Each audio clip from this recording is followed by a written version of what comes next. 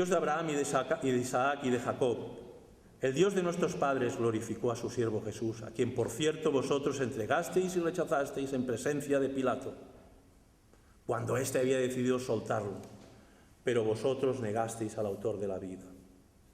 Matasteis al autor de la vida. Qué fuerte todas estas palabras.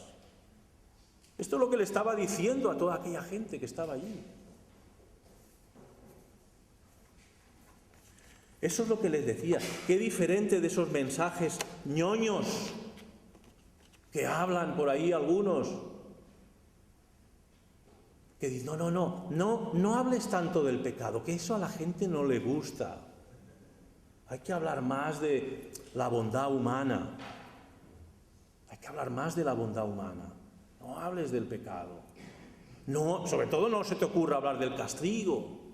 El castigo del pecado. No, tampoco. De eso habla poco. Pasa así.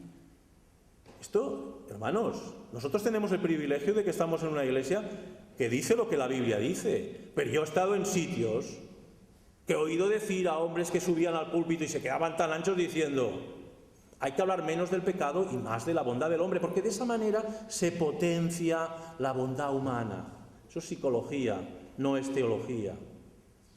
Claro, si tú le dices a alguien, no, es que tú vales mucho, que tú tienes unas capacidades y unos dones, es que tú eres fantástico. Claro, si llega un momento que la persona dice, no, realmente, oye, es que debo ser maravilloso. Claro, si te lo van diciendo todo el día, resulta que al final te lo llegas a creer, pero la realidad, ¿cuál es? La realidad, ¿cuál es? Si te miras según la luz de Dios, no según la luz de un mundo engañado, no. ¿Cómo está tu corazón de egoísmo? ¿Cómo está tu corazón de envidia? ¿Cómo está tu corazón de envidia? ¿De celos? ¿De orgullo? ¿De ira? ¿Cómo está? ¿Cómo está? Por más que te digan, no, hay cosas buenas. Sí, hay cosas buenas. ¿Dónde están las cosas buenas? En el momento que te pisan el callo, desaparecen. Es como ese anuncio de la tele, ¿no? Que ves un coche en la playa que es de arena. ¡Clac! Y aparece el coche, ¿no? Pues ahí está la bondad del corazón del hombre. Superficial la bondad del corazón del hombre. La realidad no es otra, que el corazón del hombre está pervertido desde dentro y que sale hacia afuera. Por eso los cristianos no podemos mirar a nadie por encima del hombro. Por eso los cristianos tenemos que ser misericordiosos como Dios es misericordioso. Porque ¿qué somos nosotros? ¿Qué éramos antes de creer en Cristo? ¿Qué éramos antes de que Cristo nos cogiera del brazo, nos levantara y nos pusiese en pie? ¿Qué éramos nosotros? Indigentes, como ese pobre hombre, 40 años en la puerta de la Hermosa. Iguales. Adúlteros, fornicarios, ladrones, traficantes, de todo. Hombres y mujeres, de todo. Pero la gracia de Dios pasa por encima de nuestra miseria. La gracia de Dios nos levanta de nuestra incapacidad. Nos transforma, regenera nuestro corazón y nuestra vida se transforma. Y empezamos a amar cuando éramos incapaces de amar, a no ser que nos interesase amar, o a no ser que fuera algo que estaba muy nuestro. Y entonces ya no es que le amáramos o amáramos a ese o a esa, sino que nos amábamos a nosotros mismos, porque era algo nuestro. Pero las cosas son diferentes cuando Dios te transforma. Empiezas a amar a gente que ni te va ni te viene, hablando en plata, no te va ni te viene. Digo, ¿y a mí qué, no? Podríamos decir, ¿por qué te preocupas si no tiene nada que ver contigo? Dios nos cambia el corazón. Dios nos cambia el corazón. Nos cambia lo de dentro.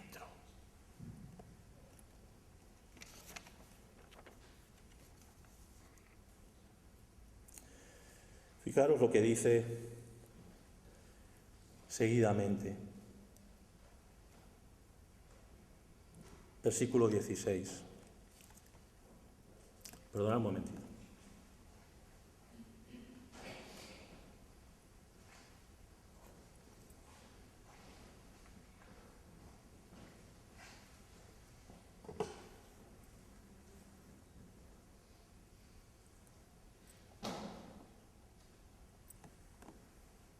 versículo 16.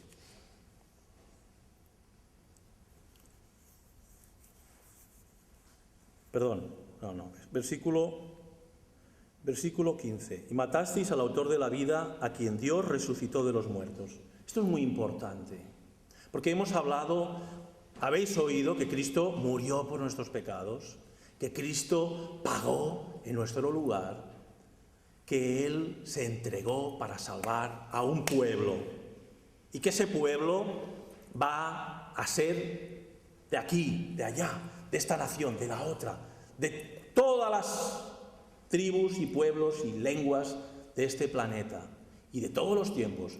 Dios está formando un pueblo. Y eso lo hemos oído, lo sabemos.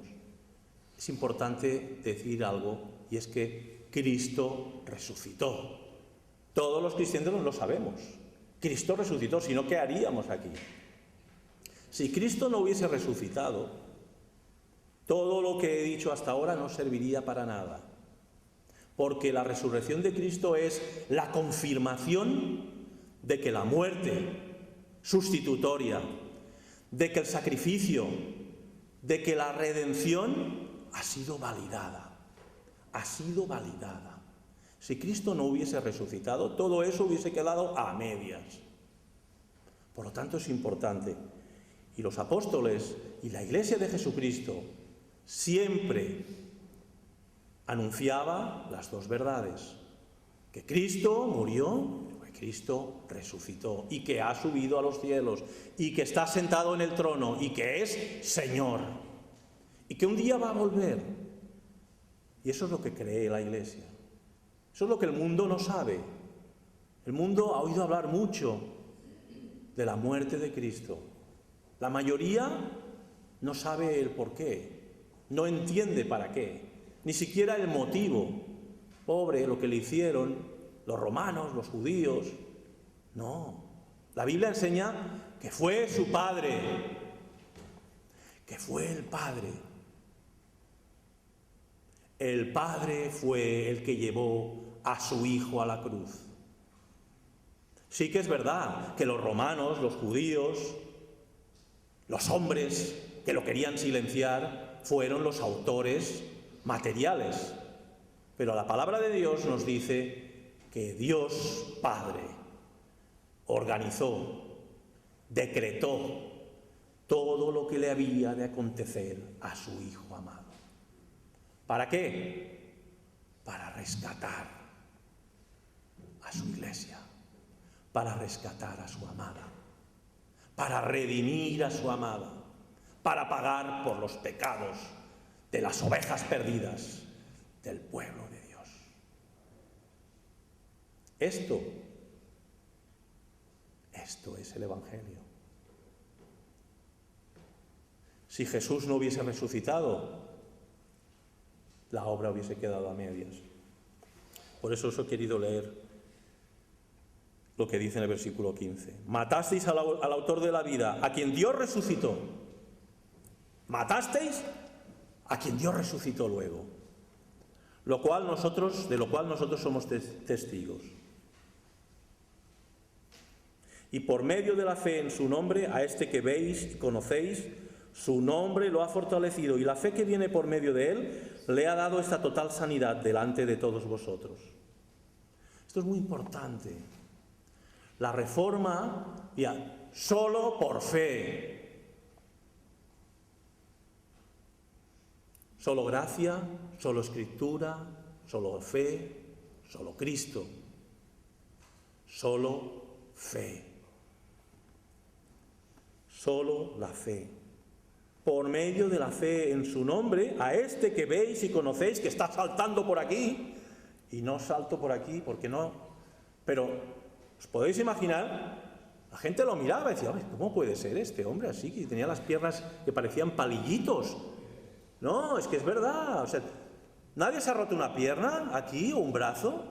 Estás un tiempo, unos meses o un mes y algo con la pierna que no la mueves y parece un palillo. Imaginaros 40 y tantos años sin mover las piernas.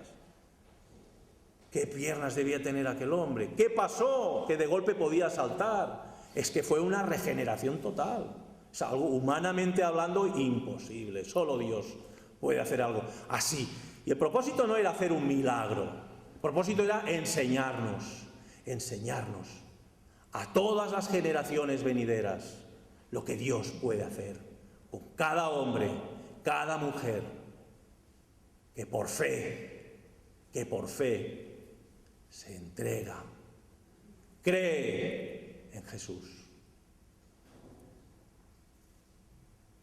Aquí hay algo muy importante, y es dejar bien claro algo que a veces parece que no esté claro. Nosotros decimos hasta la saciedad, los protestantes, reformados, evangélicos, decimos, no somos salvos por obras, no somos salvos por obras, somos salvos por la fe. La palabra de Dios así lo dice. Porque por gracia, Efesios 2, 8 y 9, porque por gracia, regalo, inmerecido, sois salvos por medio de la fe. Y esto no de vosotros. O sea, la fe no es de nosotros. Somos salvos por una fe que no es nuestra. No es nuestra, No nacimos con ella, Yo tengo fe, aquel no. Me freno, Juan. Yo tengo fe, aquel no. ¿Por qué? ¿Por qué tienes fe? ¿Por qué tengo fe? Porque nos ha sido dada, nos ha sido dada, nos ha sido regalada. La fe nos la ha dado Dios, no es algo que salga de nuestro corazón. De nuestro corazón ya ha dicho Jesús lo que sale, todo lo malo. La fe no sale del corazón, la fe viene de Dios, nos ha sido dada por gracia. Por eso dice en Efesios 2, 8, 9, y esto no de vosotros, pues es don de Dios, no por obras para que nadie se glorie. Si la fe fuera nuestra, aunque fuera una migajita de fe, como dice, ¿no? Si vuestra fe fuera como un grano de mostaza, diríais a este monte, trasládate aquí al mar. Bien, pues la fe es de Dios, viene por medio de Dios. Para que nadie se glorie, para que estemos totalmente agradecidos y digamos, Señor, gracias por habernos dado fe, aunque sea pequeñita. Yo me alimentaré de tu palabra, oraré, te buscaré, clamaré, suplicaré. Auméntame la fe. Pero la fe viene de Dios para que nadie se glorie, no por obras. Y cuando a veces hablamos con hermanos y hermanas, o hijos de creyentes, o jóvenes, o mayores que dicen, pues yo no acabo de entenderlo, yo querría tener fe, pero es que no tengo fe. Pues eres sincero, es verdad, es que la fe no sale del corazón del hombre. La fe es un don de Dios. Ahora, no te quedes sentadito esperando que venga. Suplícale a Dios, dile, Dios mío, por favor, dame fe, como el hombre que estaba en la puerta del templo. Pero mira a los ojos de Jesús, mira a los ojos de Jesús y pídele fe, y Él te la dará, porque al que pide, le será dada. Al que busca, halla, y al que llama, se le abrirá. Y no habrá de nada en que enorgullecerse. No podremos mirar a nadie por encima del hombro nunca. Si tenemos fe es porque Dios nos la ha dado. Si somos salvos es porque Cristo ha muerto por nosotros. Si estamos siendo transformados es porque el Espíritu Santo, por gracia, está haciendo un milagro en nuestros corazones. Y nosotros lo único que podemos hacer es decir, Dios, te amo porque tú me has amado primero,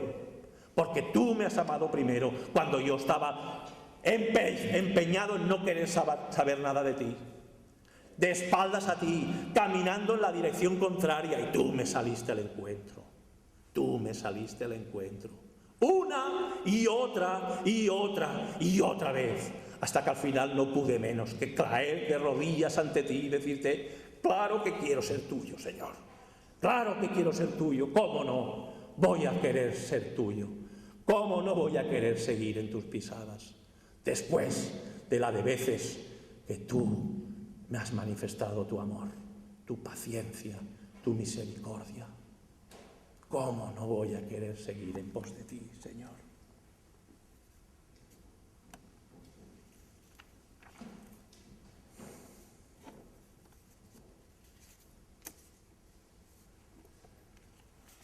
Os quiero leer una pequeña palabra de un gran amigo que hace años que partió a los cielos y que para mí ha sido de vital importancia. Se llama Charles Haddon Spurgeon. Y en este caso va a ser solamente una estadística, lo que os voy a leer. Una estadística extraída de un libro que me dejó José Luis el otro día y que es una joya sobre el evangelismo. Dice así: la palabra Salvador aparece solo 2 veces en el libro de Hechos de los Apóstoles, en Hechos 5:31 y en Hechos 13:23. Por otro lado, es sorprendente ver que el título Señor se menciona 92 veces. Señor Jesús 13 veces y el Señor Jesucristo 6 veces.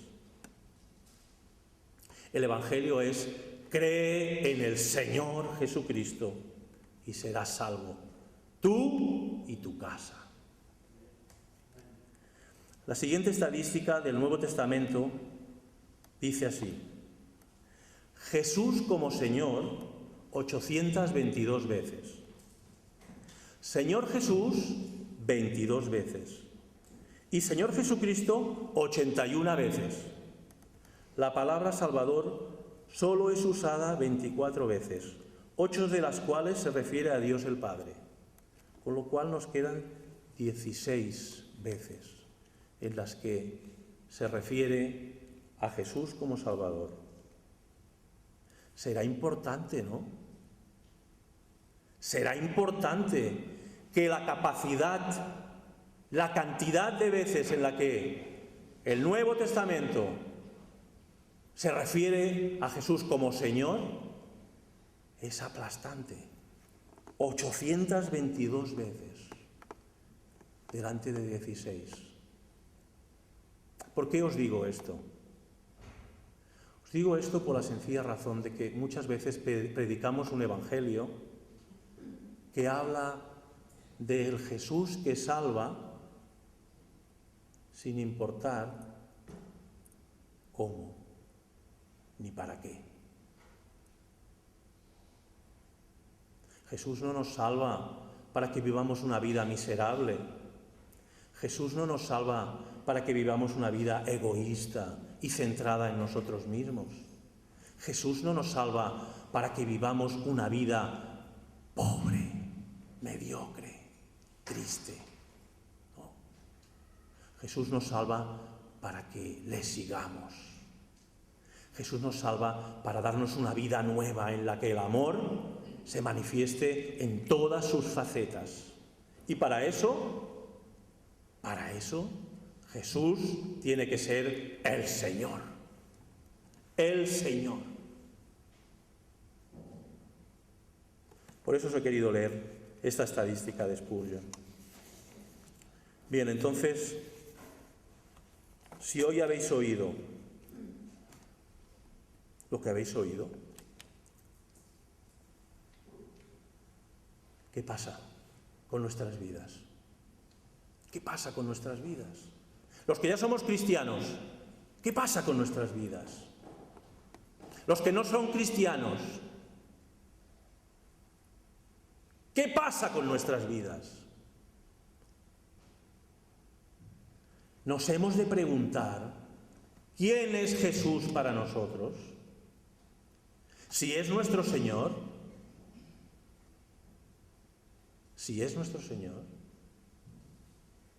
saltaremos de alegría.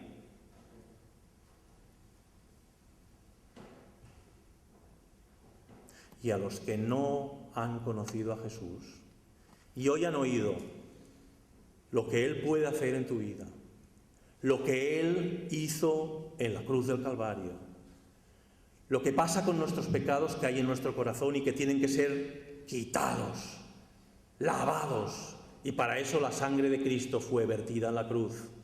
Y todo lo que le hicieron y todo lo que Dios Padre le hizo, no lo olvidemos, si no crees y te arrepientes, un día tendrás que dar cuentas delante de ese Dios airado. Tendrás que dar cuentas delante de ese Dios airado. Tendrás que presentarte delante de Él y decirle, sí, el día... ¿Qué día es hoy? 6. El día 6 escuché un mensaje de uno que estaba allí gritando y hablando fuerte y que decía cosas de Jesús y que decía que había una nueva vida, que podía vivir lleno de gozo con unas nuevas piernas. Pero luego me fui y dije, esto para los amigos, pero a mí no me va, porque yo quiero ser independiente, no quiero tener un Señor que gobierne mi vida, aunque me vaya a llevar al cielo. Quiero vivir a mi manera. Bien, pues cuando te encuentres con ese Dios airado que juzgó a su propio Hijo, veremos dónde te puedes esconder, porque nada ni nadie se puede esconder del Dios airado que está esperando que llegue el día en el que el último de los redimidos sea unido a su cuerpo. El verso 19 del capítulo 3 acaba diciendo: lo que yo os digo hoy, a los que no tenéis a Jesús como Señor, y como resultado de que sea vuestro Señor como vuestro Salvador, como a mí, yo podría decir, y de hecho hay por ahí, entras en internet y te encuentras unas cosas, sí, Jesús es mi Señor. Lo que pasa que hay unas partes de mi corazón que no se las he dado aún.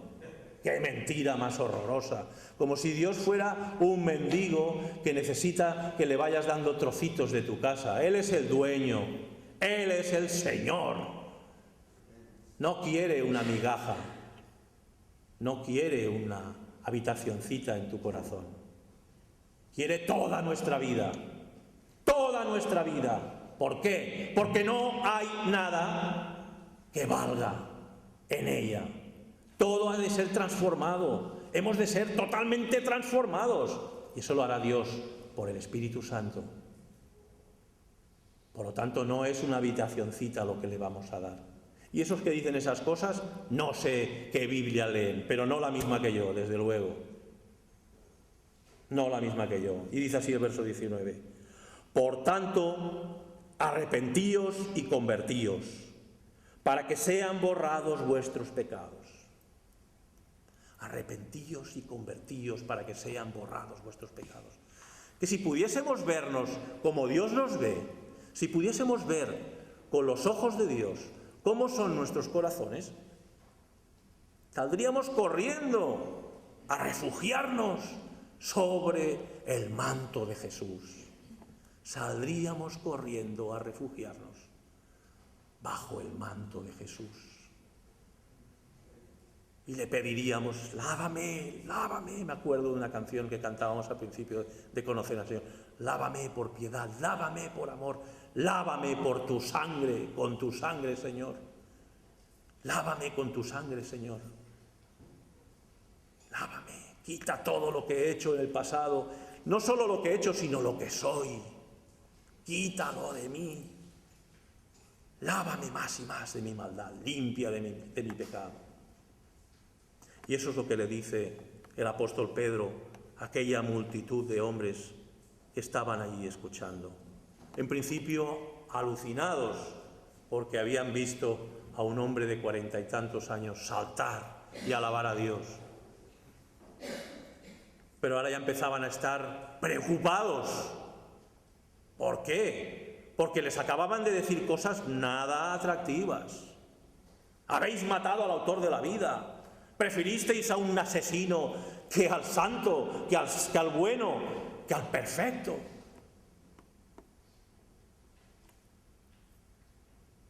No voy a seguir leyendo. Podríamos seguir más adelante, que me invite el pastor a predicar. Pero lo que sigue diciendo es que se convirtieron, se entregaron a Cristo como su Señor. 5.000 hombres.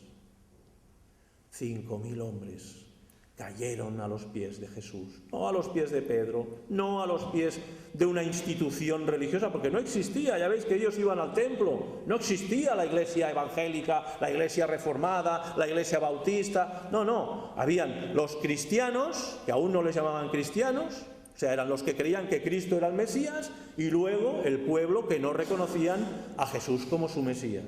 Pero ellos seguían yendo al templo a adorar. Ya no participaban de los sacrificios, porque el sacrificio ya se había hecho, era Cristo, pero ellos seguían yendo allí y aprovechaban para predicar el Evangelio.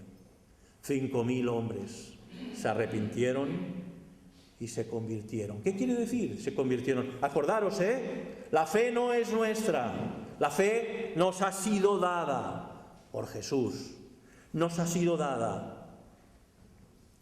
¿No tenéis ninguna duda sobre eso? Porque si no, leed bien este capítulo y veréis cómo dice: la fe en su nombre, la fe que viene por medio de Él, la fe que viene por medio de Él, con lo cual esa fe es la que Dios por gracia nos da para que nos convirtamos en seguidores de Jesús.